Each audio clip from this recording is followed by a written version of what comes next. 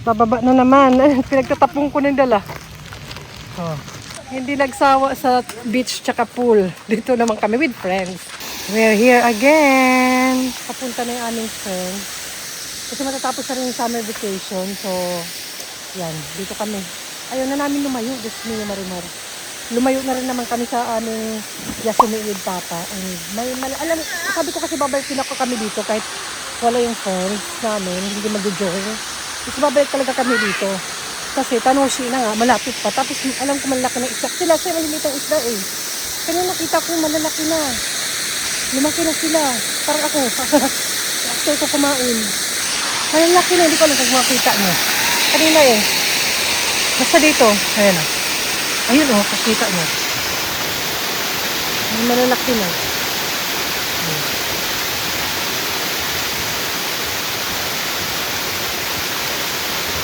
Kaya pag may mahuli ako later, napakita ko rin naman sa inyo. At saka hindi kasi umulan, kaya hindi masyadong maraming tubig. Hindi ka tulad na pumunta kami, talagang ang tubig hanggang dito.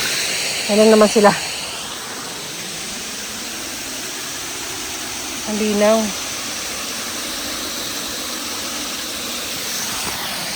Yung wala kami kasawaan sa tubig. Kasi minsan lang to, July and August mula may enjoy ang summer sa Japan. Pag mga na malamig, siyempre, mga ganito ka. Ayan.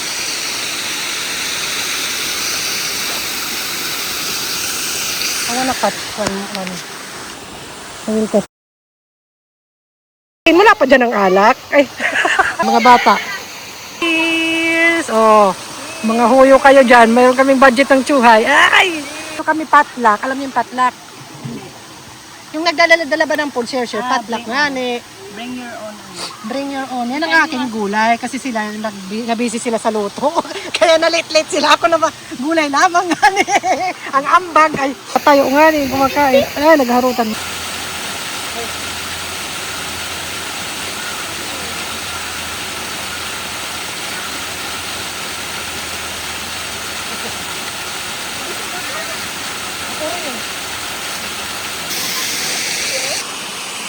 So, ayan yung mga nakuhang isda. Siyempre, yung mga mas malalaking bata yung nakakuha niyan. Ayan, tuwang-tuwa yung maliliit na bata dyan. And siyempre, good experience siya. And ibabalik din namin yan sa river. Siyempre, hindi namin dadalhin. Kawawa naman. Oh, hot! Hi! Kinabukasan na to. Tang init pa rin. Summer. Mag-aircon nga tayo. Wait lang. Aircon natin. Mag-aircon nga ni. Pag winter, minsan lang ako mag-on talaga ng heater. Kung mag-isa ako. Pero pag summer, this summer talaga. Hindi kaya. Before naman kahit summer, okay na kami sa electric fan. Ngayon talagang madalas, lalo pag nandito kami sa bahay. Kaya masaya yung ganong ganap namin sa river with friends kahapon. Hindi na ako masyado nakapag-chika-chika sa inyo. Kasi nga syempre banding namin ng aking mga friends yun. Hindi na masyado. Pero konting clip siguro. Titingnan ko. Nasa yung tubig ko. And ito nag-grocery ako at saka ang init. Anong oras na ba? Lunch time na rin. Kasi nagdala akong tubig eh. Nani ate? Nani? Ay, ito. So, ito, yung dalawa. May class sila mamaya. Dahil summer niya at mainit, grab din ang opportunity na makabili ng mga gulay na gusto natin. Kahit maluwag na yung suot ko talaga, ang init pa rin. Kaya ito rin ang nagpalabas sa akin today. Ayoko talaga lumabas kasi okay naman hindi ako mag-grocery. Pero hindi pa siya tunaw yung aking eyes. Dahil wala to sa winter kangkong. Binalikan ko talaga ito, hindi ko mapakalit. Tsaka malayo yung pinuntahan ko. Wala dito sa malapit na supermarket na around. Pumunta pa talaga ako to Sitaw. Nag-iisa na lang to doon. Sino bang Pilipinang pumunta doon at binili nyo lahat? Ay, ito na lang. Pero yung kangkong, marami-rami pa naman. Pero ito, inadobo ko nang nakaraan yung akin. Parang pinaghalo ko. Pero ngayon, pag separate ko, and ang ampalaya, mura-mura ngayon. Pag winter, mahal-mahal to. Ayan yung shape niya. Ayan. Magtanim nga grocery. Kaya yan, ay ito, sama. Masarap to. Ayan. Magkano to? Mga 500 yen. 200 plus pesos. Tatlo. Ginigrill lang namin yan. Saka kung ano-ano. Basta yung importante na binili ko is ayan. Ayan to, kamatis din. Mga importante at saka mga tinapay, ganun, pang merienda. Basta mga yun, yung mga normal lang na binibili ko. And, ay, yung sombrero ko. Mainit. Mainit ko nga dun. And ito, kasi maliit na yung tsinelas ni Bunso. Hindi ko alam kung M siya, size M. And mura lang siya. So, Shimamura, mura. Ay, sa Shimamura ngayon, sale siya yung.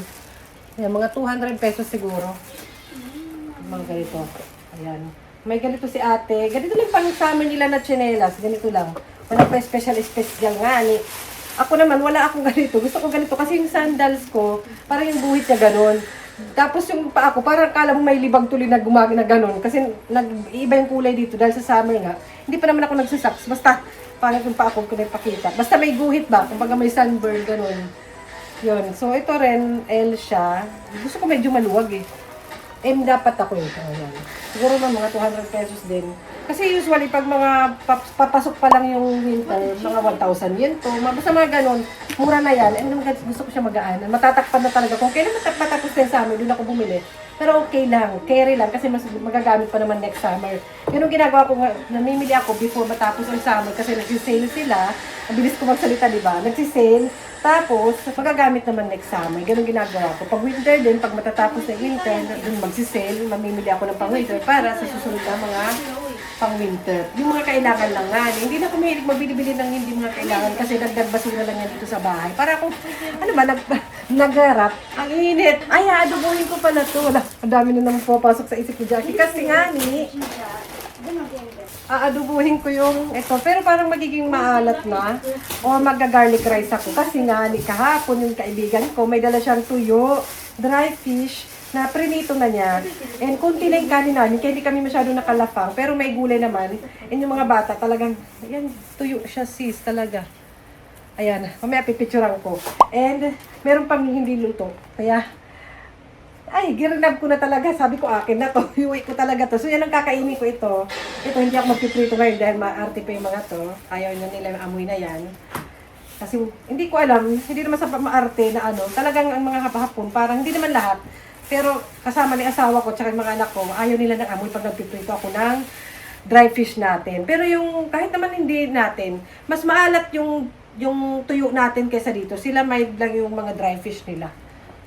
Kaya carry lang na hindi magkanin masyado. Kaya yun, hindi pa naman ako sanay na magkanin na masyado. Hindi ko alam sa ibang mga Pilipina dito, pero parang Japan style ba na hindi na masyado makanin. Gabi nga lang kami nagkakanin eh. Tapos yun nga, thank you sa aking mga friends kahapon. Nakabuti na nga lang, nakapag-meet up na kami with kids. Kasi itong summer vacation lang naman ang mahaba na bakasyon ng mga bata na makaka-join or makakapaglaro. Pero sila ate at bunso ang pinakamas matandang bata doon. Maliliit pa yung mga anak ng iba kong kaibigan eh. Ay nakakatawa pag may mga kaibigan ka na gano'n na pareho kayo ng trip sa buhay. Yung mga wala ng mga fancy-fancy, mga something-something na mga social-social. Basta gano'n, masaya na. Ang potluck, share ng food. Tapos yun, with the kids, yung mga kids mahilig din naman kasi sa nature. May enjoy mo yung summer dito pag mahilig kayo sa nature. Pero kung hindi, sa bahay ka na lang at mag-aircon nga ni. So, mahilig naman sila sa nature. Wag lang talaga dun sa mainit na nakababad talaga. Maganda yung mga river, sa pool, mainit din. Pero kere lang, di ba, nag-swimming kami ng Yasumi ni Papa, ng day off ni Papa. Nagpunta kami ng beach, ng pool. Hala, whole day sila dun. Ako rin, napa-whole day. Kaya yung kulay ng legs namin, nag-iba na may guhit. Pero kere lang naman, mas mahaba ang winter. Pag winter, hindi niya magagawa yun. Kaya, yan, ako sinusulit ko lang din. Yung summer, yun ang masaya pag summer. Tsaka mga to, ang kasigayahan ng summer. Tsaka yung inserting tuyo ng aking kaibigan. Ay, siguro yan, bye-bye na. Ako'y magpiprepare mamaya ng lunch. And I think, I bought you new one. I think it's big. I think ate become big na. So, ate need another sandal, not this. You want another sandal, ate? Good. And this is mine. Ang aking kaligayahan. Ang aking mga kaligayahan nga ni. So, yung bye-bye na. I don't know if big to you. Hala, check it. Clean naman. Or next summer na. We can use next summer. It's M. Yeah. Next summer. It's okay. Next summer. Kasi pangit naman pagbilang ko na siya ngayon ng, malaki pa sa kanya, pangit naman pagbilang ko siya ngayon ng na size niya. Next summer, baka lumaki paan niya. So, ako hindi naman nalalaki. Nung halaki lang yung bilbil ko nga ni. So, ayun, bye-bye na!